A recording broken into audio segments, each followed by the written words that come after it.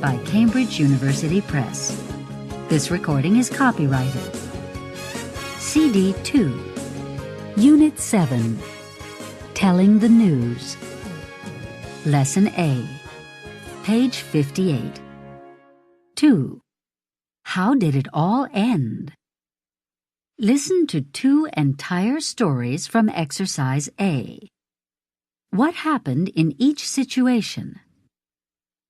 You see, my mother had this ring. It was kind of old. It had been given to her by her mother, my grandmother. It had been in our family for years. Anyway, my mother asked me to take it to the jeweler's to get it repaired.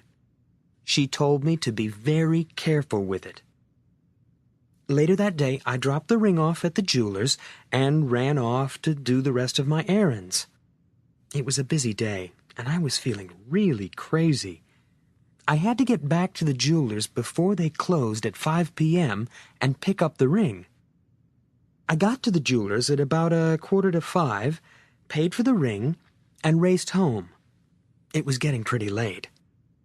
But when I went to give my mother the ring, the worst thing happened. I couldn't find it. I checked all my pockets, but all I found was the receipt. The ring wasn't there. I looked everywhere. You can imagine how panicked I felt. Up until then, I had never lost anything important. I didn't know what to do. Just then, the phone rang. It was the jeweler's. They were calling to say I had run out of the store in such a hurry that I'd forgotten to take the ring. They still had the ring at their store. So the ring wasn't lost after all. What a relief.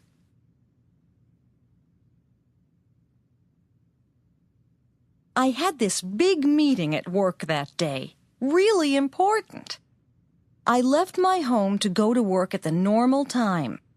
I always take the subway to work.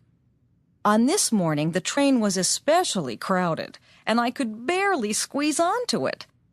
I got on just as the doors closed.